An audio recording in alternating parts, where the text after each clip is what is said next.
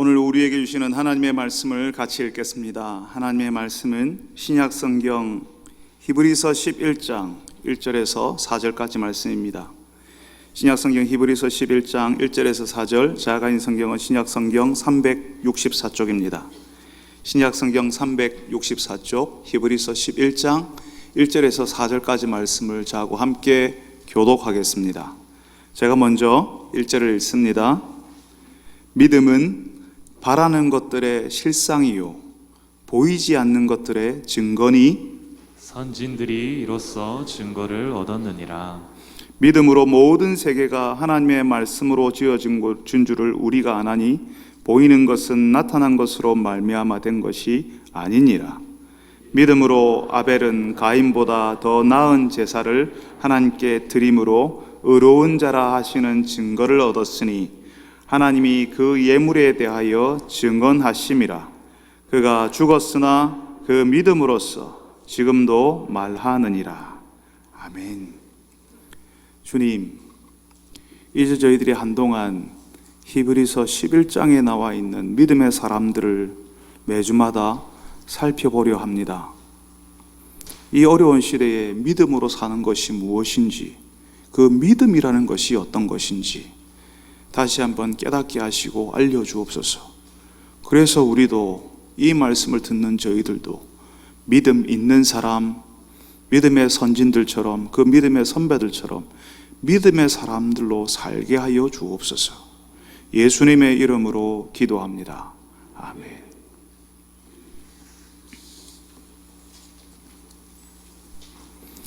지금은 그런 일이 잘 없는데요, 예전엔 집안에서 반대하는데 교회를 다니는 사람들이 많았어요. 집에서 유일하게 혼자 교회 다니는 사람들이 많아서 교회에서 가족창 경연대 이런 행사를 하면 굉장히 부러워했습니다. 그러니까 그런 간증도 많았어요.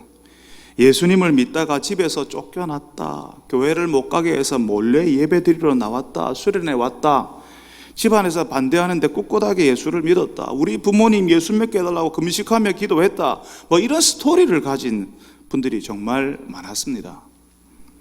그것보다 더 오래전에는 그 집안에 예수쟁이가 나오면 남자라면 집안 어른들이 호적에서 파버리겠다고 했고요, 여자라면 머리를 깎아서 바깥에 못 나가게 했어요.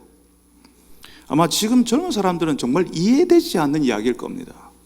그런데 그때는 죄송합니다만 가부장적 분위기였고요, 유교식 사고를 하던 때라서요, 그 집안 어른이 특히 아버지가 안 된다면 정말 안 되는 거였어요. 물론 지금은 예수 믿는 것 가지고 예전처럼 그렇게 예민하게 생각하지는 않게 되었습니다. 그 사람의 신앙을 존중하는 분위기로 흘러가고 있습니다. 그런데 오늘 우리가 같이 읽었던 이 히브리서가 기록될 당시였던 1세기에는요 예수님을 믿는 사람들에 대한 박해가 사실은 정말 엄청났습니다. 그 당시는 로마 제국이 다스리던 시대였는데요, 황제 숭배가 이루어지고 있었거든요. 황제 숭배뿐만 아니라 로마 제국 자체가 여러 신들을 섬기는 때였어요. 그런데 예수쟁이들은 황제 숭배를 안 하네, 거기다가 로마의 여러 신들을 섬기지도 않아요. 그러니까 이 예수쟁이들은 로마의 건전한 미푼 양속을 해치는 사람이라고 하는 그런 인식이 생겨납니다. 거기다가 소문에 들으니까 자기들끼리 숨어서 피를 마신다네, 사람의 살을 먹는다네. 성찬식 할 때 이것은 예수님의 피입니다, 살입니다 이렇게 하는 것이 사람들에게 소문이 날 때는요, 저것들이 어린아이를 잡아서 피를 마시고 살을 먹는다고, 어린아이를 잡아가서 피를 뽑아 먹고 살을 먹는다고 하는 그런 소문을 내는 겁니다. 그러니까 예수 믿는다고 하면 굉장히 혐오스러운 사람들, 마치 벌레 보듯이 하게 되는 거죠. 그 당시는 그야말로 동네에서 어떤 가정에 밥숟가락 몇 개인지, 그 집에 무슨 일을 하는지 다 아는 사회였어요. 그 동네에서 어떤 집이 예수님을 믿어서 그 동네 사람들이 싫어하면요, 그 동네에서 쫓겨나기도 하고요, 가지고 있는 소유를 그냥 다 빼앗기고 추방되기도 했습니다. 예수님을 나의 주, 나의 하나님이라고 고백하면 그 대가가 지금보다 훨씬 혹독했다는 겁니다. 그러니까 그 박해 때문에 신앙을 포기하는 사람들도 생기는 거죠. 그래서 하나님께서요, 이 히브리서 말씀을 주시면서 예수님을 믿는 사람들에게 믿음을 지킬 것을, 뒤로 물러서지 말 것을 부탁을 하시는 겁니다. 우리만 믿음으로 사는 것이 아니라 믿음으로 살았던 수많은 선진들, 믿음의 선배들이 있었는데 그 선배들도 어려운데 믿음으로 살았다, 이 말씀을 하신다고요. 여러분, 그렇다면 도대체 그 믿음이라는 게 뭔데? 그게 뭔데 사람이 죽는데도, 가진 걸 다 빼앗아 간데도 그 믿음을 포기하지 않고 지키려고 하는데요. 믿는다는 게 도대체 뭔데요? 예전에 목사님들이 강단에서 믿습니까? 하면 강단 밑에 있는 성도들이요, 네 믿습니다 하고 자주 이야기했습니다. 그냥 믿습니다가 아니에요, 믿습니다 였어요. 우리 스스로에게 나는 믿는다 믿어라 자꾸 나에게, 내 스스로에게 자꾸 말하는 것 같아요. 믿음이라는 것이요, 그냥 믿습니다, 그냥 될 줄로 믿습니다 하고 우리 스스로에게 계속 이야기하면 그냥 저절로 나중에는 믿어지는 거, 그거 아닙니다. 그게 뭔지를 알아야 믿을 수 있고요, 내가 믿어야 하는 분이 누군지를 알아야 자연히 의지하고 따르게 된다고요. 내가 믿고 따를 분을 모르는데 어떻게 믿을 수가 있어요? 모르는데 어떻게 믿어요? 그래서 로마서 10장 17절에, 신약 성경 책 중에 하나인 로마서 10장 17절에 믿음은 들음에서 나며 들음은 그리스도의 말씀으로 말미암았느니라 라고 이야기합니다. 들어야 믿을 수 있고요, 뭘 들으냐면 하나님의 말씀을 들어야 나에게 믿음이 나타난다라고 얘기하는 거죠. 믿음이 생겨난다고 얘기하는 거죠. 우리가 모르는 분에 대해서 들었는데 그분이 예수님이라는 사실을 내가 알게 되고 들으면 알게 되고 믿을 수 있게 된다는 거죠. 계속 믿어라 주문하는 것이 아니라 나에게 계속 내 스스로에게 믿어야 돼 이렇게 하는 것이 아니라, 예수님을 알수록, 하나님의 말씀을 통해서 예수님이 우리를 위해서 무슨 일을 하셨는지 알면 알수록 그 예수님을 의지하고 그 예수님을 바라는 생활을 하게 된다고요. 예수님을 알게 될 때에 우리에게 믿음이 생기는 겁니다. 그 믿음을 오늘 우리가 읽은 1절 말씀은요, 믿음은 바라는 것들의 실상이다, 보이지 않는 것들의 증거다, 그래요. 여러분, 우리가요, 이런 히브리서라든지 로마서라든지 이런 서신서를 읽을 때마다 힘든 게 이런 거예요. 한글이라서 읽기는 읽었는데 무슨 말인지 모르겠는 거예요. 이게 무슨 말이냐 하면요, 믿음이 실제라는 거죠. 눈에 보이지 않는 허구, 허상이 아니라 실제로 있는 것을 표현하는 것이 믿음이다, 이렇게 말하는 겁니다. 그러니까 이런 거예요. 저는 아내가 운전하는 차를 잘 타지 않습니다. 처음 아내가 운전할 때 그 옆자리에 탄 적이 있었는데요, 얼마나 불안했는지 몰라요. 제가 옆에 앉았어요. 제가 운전자가 아니에요. 근데 브레이크를 제가 밟고 있어요. 온몸에 힘이 들어가서요, 막 타고 나서는 진짜 몸에 몸살이 날 것처럼 근육이 굳어가지고 차선을 바꾸려고 하면요, 제가 아내보다 더 많이 두리번거렸어요. 그래서 한 번씩 제가 먼 거리를 운전할 때 좀 피곤하잖아요. 잠이 좀 온다고 이야기하면요, 그때 아내가 좀 쉬라고 자신이 운전하겠다 그렇게 해요. 그럼 제가 잠이 확 깨더라고요. 당신이 운전하면 내가 어떻게 쉬냐고. 제가 한다고 이야기를 해죠. 제가 믿음이 없어서 그래요. 아내를 믿지 못하니까 차를 타고 있는 내내 불안하고 힘이 드는 거죠. 목적지까지 가기는 가요. 가는데 아주 불편하게 가는 거죠. 근데 저희 집 아이들이 제가 운전하는 차를 타잖아요. 아이들이 어릴 때 얼마나 시끄러운지 모릅니다. 계속 뒤에서 자자자자 거리는 거죠. 그러다 어느새 조용해서 뒤로 돌아보면 자고 있어요. 아빠가 운전하는 차가 사고 나면 어떻게 하지? 아빠가 운전을 못하면 어떻게 하지? 그런 마음이 없습니다. 그냥 편안하게 운전하는 아빠에게 다 맡기고 그냥 잠들어 버리는 거죠. 도로 상황이 복잡하고 차들이 쌩쌩 달려, 그건 몰라요. 거기에 스트레스 안 받아요. 그냥 아빠를 믿고 자는 겁니다. 그냥 아직 목적지에 다 오지 않았지만 아빠가 운전하는 차를 타고 가다 보면 거기에 안전하게 가 있을 거라는 믿음을 가졌기 때문에 그래요. 안전하고 편하게 갈 것이라고 바라는 것이 이루어지는데 그게 바로 믿음이라는 거죠. 그래 실제로 편안해요. 아이들이 아빠를 알기 때문에, 아빠가 어떻게 운전했는지를 알기 때문에 그냥 차를 타면 그냥 잠들어 버리는 겁니다.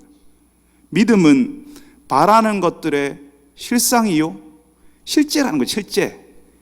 보이지 않는 것들의 증거라고 할 때 이 믿음이 보이지 않는 것, 아직 이루어지지 않은 것을 경험하게 해주고 미리 누릴 수 있게 해주는 실제라고 하는 겁니다.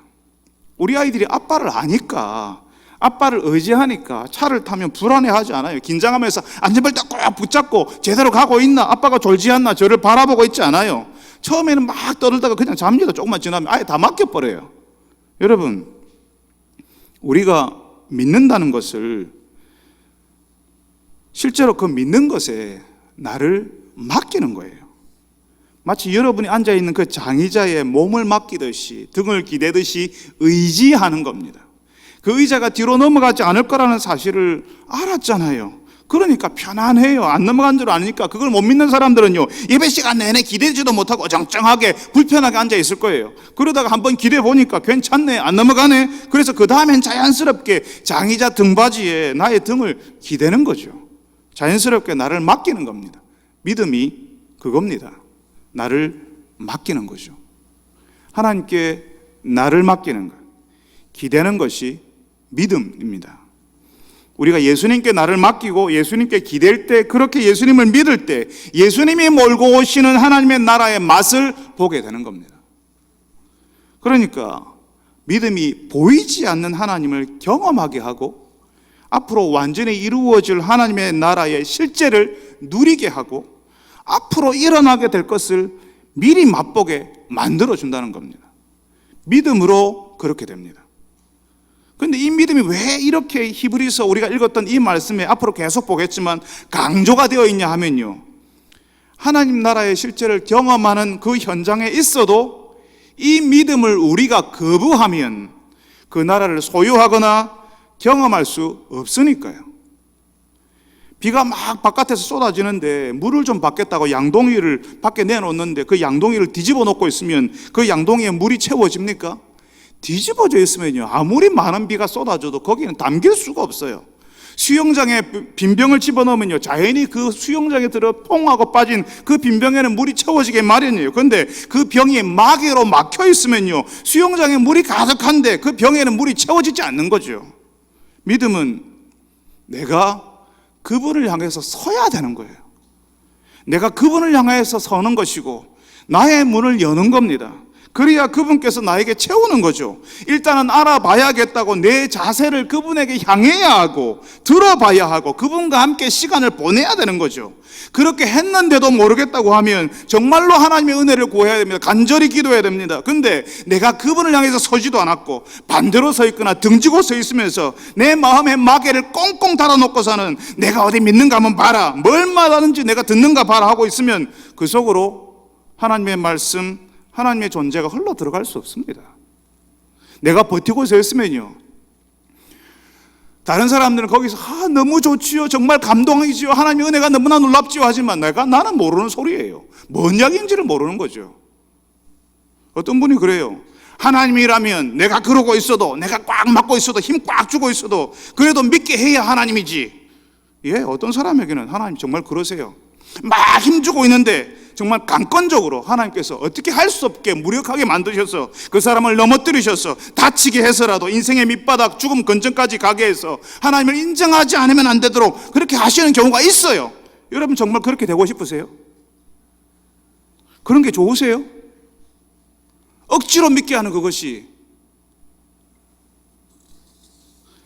여러분, 믿음은 바라는 것들의 실제라고 하고요, 보이지 않는 것들의 증거라고 합니다.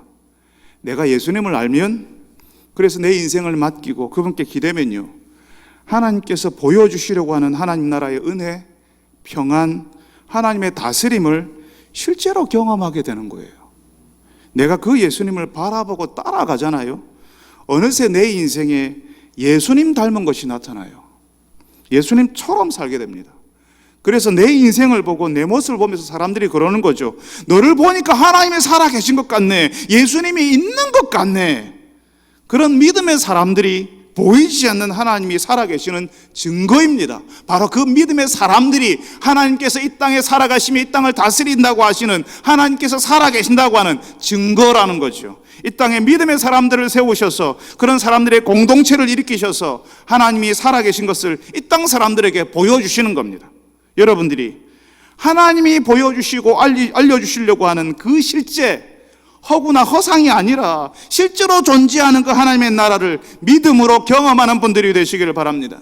그래서 이 땅의 사람들이 여러분을 보고, 예수 닮은 여러분을 보고 하나님이 살아계신다고 인정하게 되기를 바랍니다.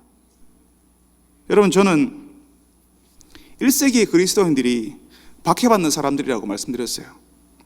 그래서 신앙에서 멀어지는 사람도 있었다고요. 그 1세기 성도들에게, 믿음에서 멀어지려고 하는 그 성도들에게 믿음이 하나님의 나라를 경험하는 실제라고 알려주시고는 믿음을 지켰던 사람들을 하나님께서 소개해 주십니다.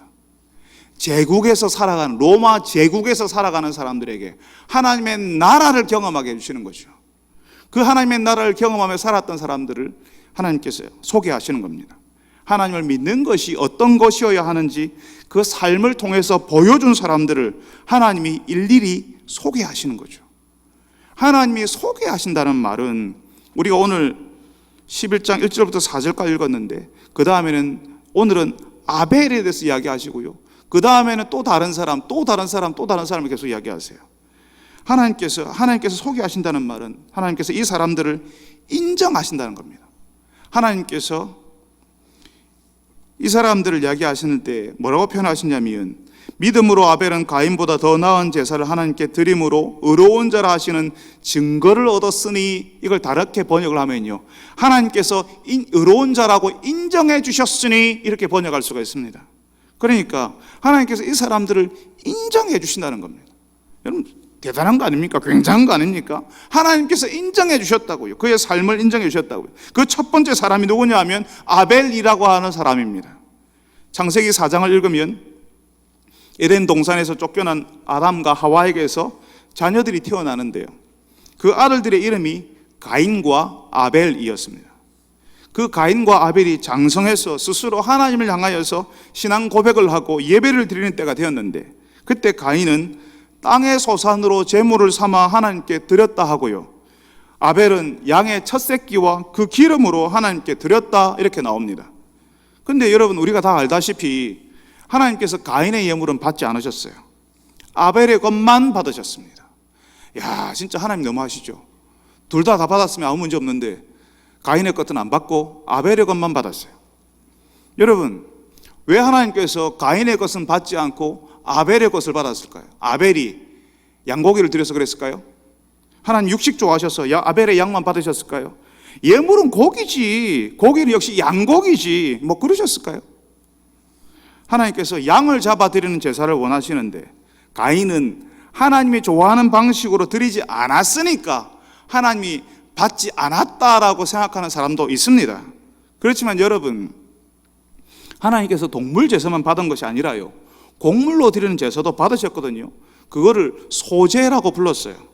그러니까 가인이 드린 것은 하나님이 원하시는 예물 아니니까 안 받으셨고, 아벨이 드린 거는 하나님이 원한 거였으니까 받았지, 이거 아닙니다. 하나님이 왜 아벨의 예물을 받으셨냐 하면요, 오늘 우리가 읽은 말씀은 그걸 믿음이라고 이야기를 해요.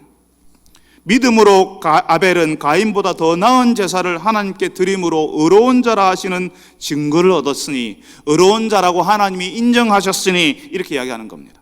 하나님께서 아벨의 예물은 받으시고 가인의 것을 받지 않으신 이유가요, 믿음 때문이었다는 거죠. 하나님께서 그러셨어요. 그 드리는 예물만큼이나 그 예물을 드리는 자가 어떤 사람인가를 하나님께서는 보셨어요.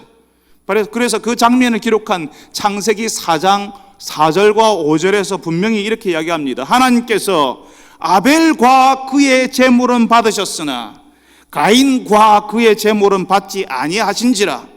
아벨과 그의 제물, 그리고 가인과 그의 제물이라고 그 예물과 사람을 연결시키고 있는 걸 봅니다.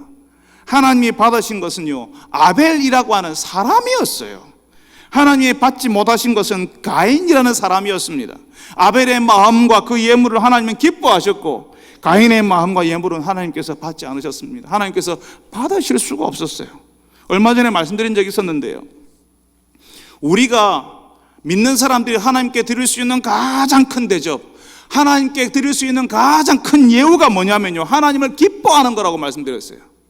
하나님을 기뻐하는 아벨의 예물을 하나님이 받으신 겁니다.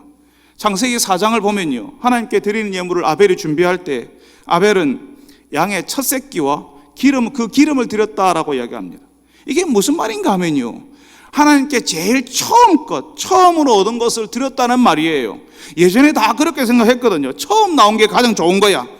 처음 나온 것이 가장 좋은 거야. 첫 열매, 첫 새끼, 이게 가장 좋은 거라고. 그래서 아벨은 가장 처음 얻게 된 것을 하나님께 드렸고, 가장 좋은 것을 하나님께 드리는 사람이었다는 거죠. 그렇지만 가인은 그렇지 않았습니다. 보이지 않는 하나님, 그래서 있는지 없는지도 모르는 하나님, 어차피 내가 해도 모를 것이고 안 해도 모를 건데 대충 설렁설렁 믿는 부모 아담과 하와가 하라고 하니까 어쩔 수 없이 하는 거죠.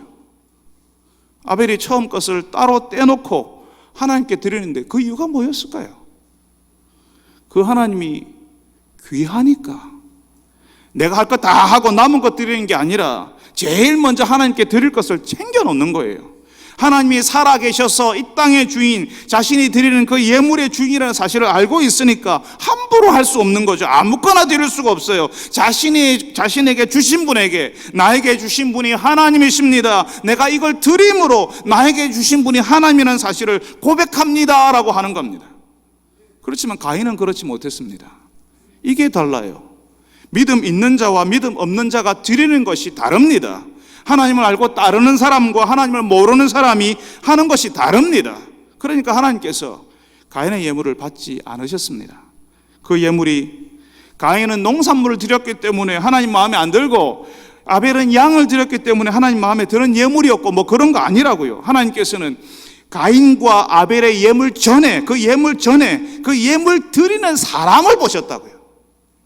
하나님께 드리고 싶어서 가장 좋은 것을 준비해 놓고 자신이 드릴 수 있는 가장 귀한 것을 떼어 놓는 그 마음을 하나님께서 아시는 겁니다. 여러분, 믿음의 사람이요, 하나님께 드릴 때요, 그 드리는 일이, 그 드리는 순간이 참 기쁩니다.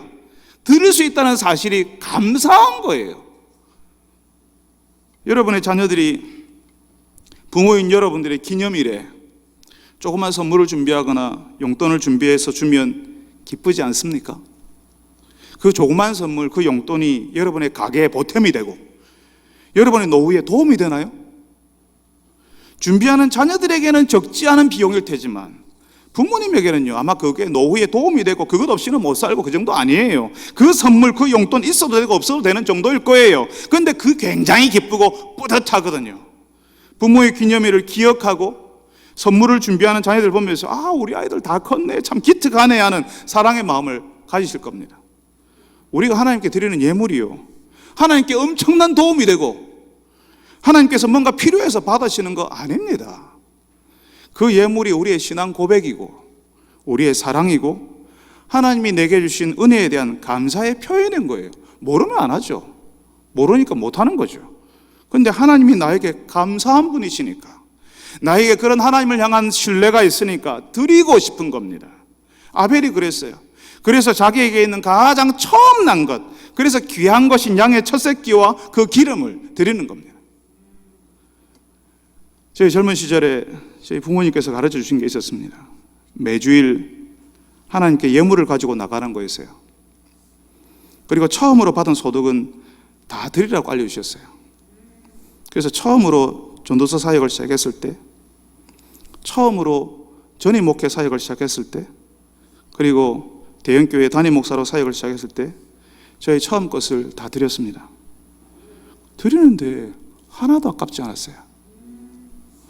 그거 없으면 어떻게 하지라는 걱정 없었습니다. 그저 기뻤습니다.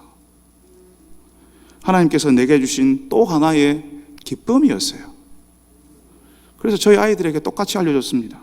하나님께 드려라. 대학을 갈 때, 군에 갈 때, 처음 소득을 가졌을 때 하나님께 감사해라, 드려라 했습니다. 참 감사하게도 그 아이들이 대학을 갈 때, 군에 갈 때, 처음 소득을 가졌을 때, 자신의 인생에 변화가 찾아왔을 때 하나님께 감사하고 기쁘게 드리는 것을 봤습니다. 아버지가 시켰으면 하는 일이라면 못하죠. 짜증나고 아깝고 마치 젊은 사람들이 쓰는 표현대로 삥 뜯기는 것 같아요. 그런데 하나님을 아니까, 그 하나님이 감사하니까, 그 하나님을 향한 믿음이 있으니까 드리는 거죠. 드리는데 기뻐요. 하나님은 왜 나는 안 줍니까? 라고 하는 아이들이 아니라 하나님 기쁘게 드립니다 라고 하는 아이들이어서 정말 감사합니다.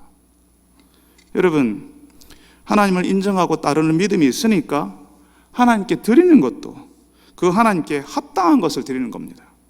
하나님께 드리는 그 예물이 하나님을 인정하고 기뻐하는 아벨의 믿음이었고, 하나님께서는 그런 아벨을 의로운 자로 인정해 주셨어요.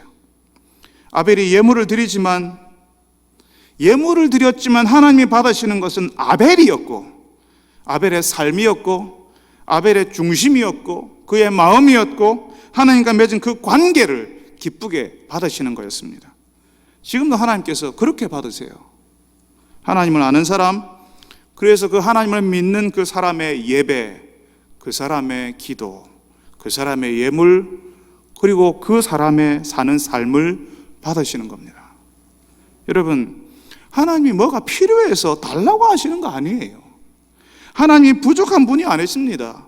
우리가 누리고 있는 거, 우리가 가지고 있는 거, 우리가 뭔가 떵떵거리면서 뭔가를 쓰고 있는 그거 전부 하나님께서 우리에게 허락하신 겁니다. 하나님께서 부족해서가 아니라, 우리에게 뭔가를 달라고 하는 게 아니라, 하나님께서 기뻐하시는 것은 하나님께 나의 귀한 것이라도 내어놓는 나의 중심입니다. 하나님께서 내 인생의 주인인 것을 알아서, 그분이 내가 누리는 모든 것을 허락하셨다는 사실을 알아서, 하나님께는 대단하진 않겠지만 그래도 내게 있는 것 중에 귀한 것 내어드리고 싶은 그 마음을 기뻐하시는 거죠. 넉넉하지 않아도 하나님의 것을 떼어놓을 줄 아는 그 중심을 하나님께서 기뻐하시는 거라고요. 그걸 믿음이라고 하나님께서 인정해 주시는 겁니다. 사랑하는 여러분들이 하나님께 드릴 줄 아는 분들이 되시길 바랍니다.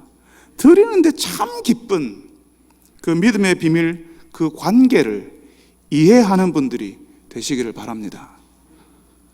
그런데 여러분, 아벨의 믿음은 하나님이 인정하는 거였지만 그 끝이 어떻게 되죠?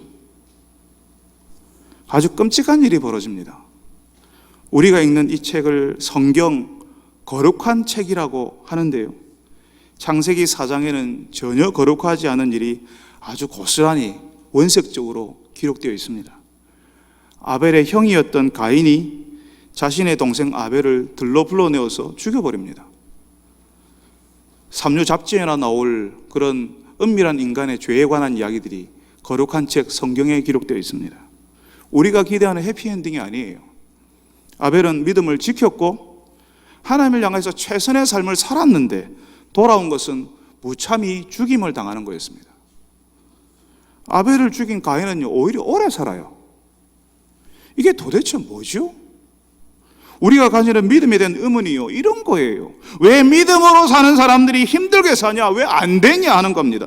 믿음 없는 사람들은 술술 잘 풀리는 것 같은데, 악한 일을 자행해 놓고도 저렇게 뻔뻔하게 떵떵거리며 사는데 누구에게 해코지도 하지 않았고 하나님을 향한 선한 믿음을 가지게 해달라고 늘 기도하는 사람들은 안 되는 거죠. 도대체 이런 형편에서 믿음을 지키는 게 말이 됩니까? 하나님이 공평하신 게 맞나요? 아니, 믿음의 사람 아벨이 들에서 죽을 위기에 처했으면 하나님이 가인을 말리시든지 가인을 벌하셔야지 왜 아벨이 죽도록 내버려 둡니까? 하나님이 아벨대로 의롭다고 인정해 주셔놓고 그 의로운 사람이 불의한 죽음을 당하도록 내버려 두는 것이 말이 됩니까? 여러분, 하나님이 왜 그렇게 하시는지 그 이유를 저는 알 길이 없습니다. 그렇지만 믿음을 지키는데 박해를 당하고 죽음을 당하고 온갖 불의한 일을 당하는 그리스도인들에게 하나님께서 아벨 이야기를 해주고 계세요. 1세기 그 그리스도인들에게 그 불의한 죽음을 당한 아벨이 믿음을 지킨 사람이었다라고 말씀하시는 겁니다. 아벨이 어떻게 죽었는지 다 아는데, 우리는 다 아는데, 그 1세기 사람들도 다 알고 있는데 그 아벨이 믿음의 사람이었다고, 하나님이 인정하는 사람이라고 아벨 이야기를 끄집어내는 겁니다.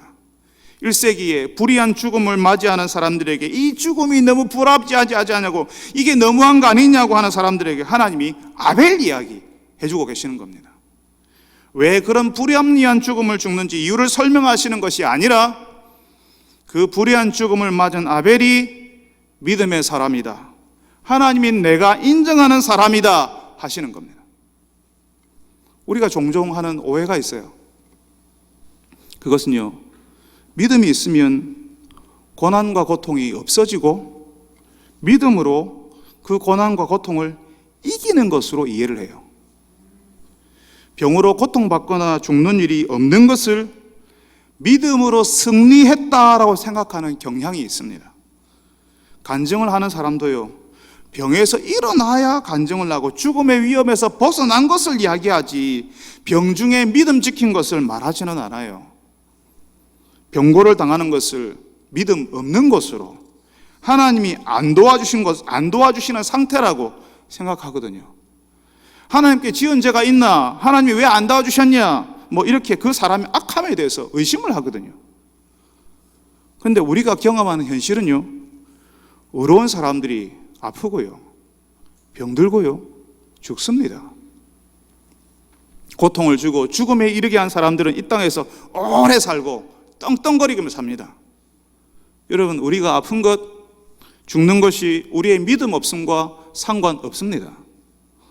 아벨은 믿음의 사람이라고 하면서, 아벨은 믿음의 사람이라고 하나님이 인정하셨지만 불의한 죽음을 맞잖아요. 오히려 그런 불의한 사람, 가인과 함께 있으면서도 아벨은 믿음을 지킬 줄 아는 사람이었어요. 부정하고 불합리한 사람들 사이에서, 그런 가족, 그런 공동체 속에서 도무지 믿음 지키기가 어려운 형편 속에서 아벨은 하나님께 예물을 드릴 줄 아는 사람, 예물을 드리고 싶어하는 사람이었던 거죠. 하나님이 인정해 줄 만한 아주 희한한 믿음의 사람이었던 겁니다. 그 부정과 불합리한 속에서 오히려 아벨의 믿음이 더 도드라지게 빛이 나는 거죠. 여러분, 우리에게 찾아오는 질병이며 죽음의 상황 속에서 우리가 믿음 있는 사람인지를 그때 보게 됩니다. 내가 당하는 병고와 죽음이 나의 믿음 없음 때문에만 일어나는 거 아닙니다. 믿음의 사람에겐 질병이 찾아옵니다. 죽음도 찾아옵니다. 그렇지만 믿음의 사람은 그 병고와 죽음 앞에서 그의 믿음이 더 빛을 발하게 됩니다.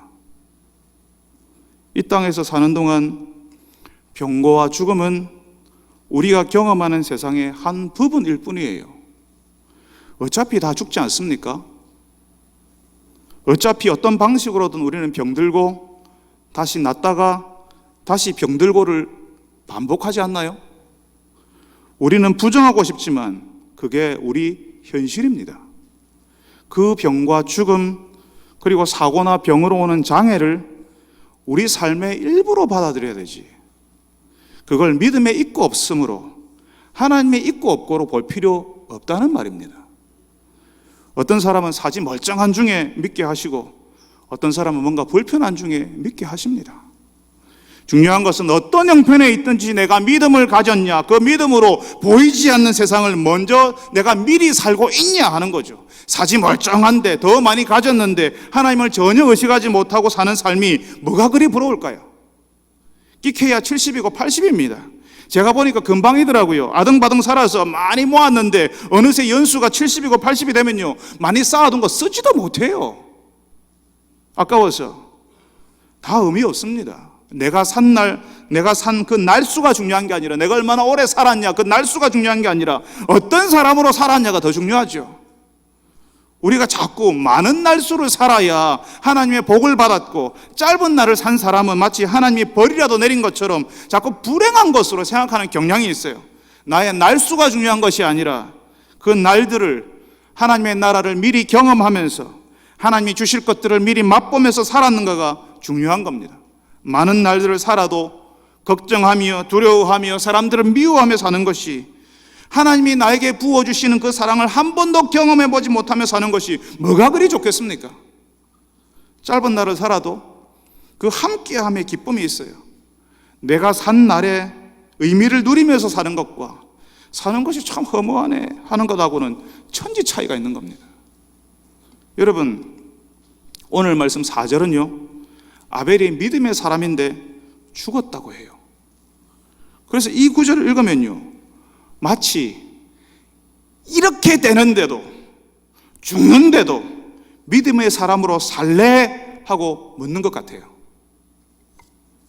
그런데 아벨 이야기를 해주시는 하나님께서는 우리가 그렇게 심각하게 생각하는 그 불의한 죽음에 대해서, 그 죽음에 대해서 아무 이야기도 하지 않으세요. 마치 아무런 관심도 없으신 것처럼, 그거 아무것도 아닌 것처럼, 아벨이 죽었지만 그 믿음으로서 지금도 말하고 있다 하고 하셔서 어려운 상황에서도 아벨처럼 믿음을 지키는 것이, 그 믿음을 이해하고 하나님과 관계를 누리는 것이 얼마나 중요한지를 말씀하십니다. 예수 믿으면 죽음이라는 것도 경험하지 않고 온갖 불의한 일도 당하지 않고 살 것이라고 하지 않으십니다. 그 죽음, 그 불의한 일을 당연하게 이기고 말씀하고 계세요. 죄로 물든 이 세상 속에서, 그래서 믿음을 가진 사람을 조롱하고 괴롭히고 박해하고 죽이는 세상 속에서 믿음은 하나님의 나라를 누리고 경험하는 통로입니다. 제국에서 살아가는 사람들에게 하나님의 나라를 경험하게 만드는 아주 희한한 경험을 하게 해주는 통로라는 겁니다. 그 믿음으로 70, 80인생이 아니라 하나님과 영원한 관계를 누린다고요. 비록 다른 사람들이 보기에는 짧은 생을 살고 병으로 고생하는 삶을 산다고 하겠지만, 믿음은 우리가 경험하는 세상보다 더 큰 것이 있다는 것을 알고 받아들이는 겁니다. 우리는 그 큰 세상, 하나님의 나라에서 사는 겁니다. 이 시대 사람들이 자꾸 오해하는 게 있어요. 예수 믿는 것을요, 교회에서 신앙생활 하는 것을 어느 동호회에 가입하고 취미생활 하는 것으로 생각을 해요. 일주일에 한 두어 번 시간 내주고, 그래서 참석해주고 회비 내고, 그러다가 조금 익숙해지면 총무, 회장 같은 임원 맡고 마음 맞는 사람께 놀러 다니고 뭐 그러는 것으로 생각을 해요. 그래서 신앙생활을 하는데 아프다, 어렵다, 죽는다 그러면 기겁을 하는 겁니다. 여러분, 예수님께서는 동호회 회원 늘리라고 하신 것이 아니라 제자를 삼으라고 하셨어요. 그 제자들의 공동체를 만드는 거예요. 제자는 그 선생님이 가신 길을 똑같이 따라가는 사람들인데요, 우리는 예수 제자들이니까 예수님처럼 살아야 하는 사람들인 겁니다. 예수님께서 죽으시고 부활하신 것처럼 우리도 그 죽음 너머의 삶을 믿고 그 삶이 우리 삶의 대부분이 될 거라는 사실을 알고 예수님을 따르는 겁니다. 그래서 죽음이 나에게 조금 더 다른 사람보다 빨리 찾아와도 그 죽음은 하나님과 더 가까이, 그리고 영원히 함께 있게 되는 통로가 될 뿐인 겁니다. 여러분, 1940년대에 한국교회에 손양원 목사님이라는 분이 계셨어요. 여수 나완자 교회에서 목회를 하셨던 분인데요, 그분과 함께 계셨던 장로님의 이야기를 들은 적이 있습니다. 그 장로님이 중학생 때 나병이 생겨서 처음으로 여수 애양원에 가셨다고 해요. 나병 때문에 앞을 못 보게 됐어요. 신앙생활을 해본 적이 없는데 나병 때문에 여수 애양원에 간 거죠. 가니까 손양원 목사님이 나병 환자들을 돌보는 이야기를 정말 많이 들었답니다. 사람이라면, 짐승이 아니라 사람이라면 손양원 목사님 목회하는 그 교회에 나가야 된다고, 그런 목사님이 인도하시는 예배에 빠지면 안 된다고, 그렇게 이야기를 정말 많이 들었답니다. 그 목사님이 얼마나 귀한 분인지 후대의 사람들은 사랑의 원자탄이라고 표현했어요. 그런데 여러분, 그 목사님의 끝이 어떤 줄 아세요? 한국 전쟁이 나서 북한군에게 총살을 당했습니다. 왜 하나님은 그런 사랑의 목사님, 믿음의 사람을 지켜주시지 않고 죽게 하시죠? 우리는 모릅니다. 어떤 사람은 그런 총살의 위협에서 피하게 하시고 어떤 사람은 불의한 죽음을 당하는 거예요. 우리가 죄악된 세상 속에서, 하나님을 떠난 세상 속에서 살기 때문에 그렇습니다. 지금 우리는 그런 불의한 죽음을 많이 면한 사회에 살지만 몇 시간만 위로 차로 올라가면요, 예수 믿는 것 때문에 수용소에 갇히고 조금 심하면 죽을 수도 있는 사회가 우리 바로 옆에 있습니다. 우리 시대가 어떻게 바뀌어서 우리 믿음 때문에 죽음이 성큼 우리 가까이에 다가올지 찾아올지 모릅니다. 예수 믿는다고 그런 일이 우리에게 안 찾아온다고 하지 않으신다고요. 그런 일이 찾아올 때에도 믿음을 가졌는가, 하나님을 의지하고 그 생명을 맡기는지 하나님이 보신다는 거죠. 여러분, 하나님을 의지하고 그 생명 맡기는 사람은 그 죽음이 찾아오는 것마저도 하나님께 맡깁니다. 사랑하는 여러분들이 고난의 날에도, 죽음이 가까이 와 있는 그 순간에도 하나님을 의지하고 하나님께 맡기는 분들이 되시기를 바랍니다. 내게 생명 주신 분이 내게 영원하신 하나님과 더 가까이 영원토록 있게 하실 것을 알고 나의 끝 모양까지도, 지난 성령 감사 예배 때 말씀드렸죠, 나의 끝 모양이 어떠하든지 나의 끝의 모양까지도 하나님께 내어놓는 믿음의 사람들이 다 되시기를 바랍니다.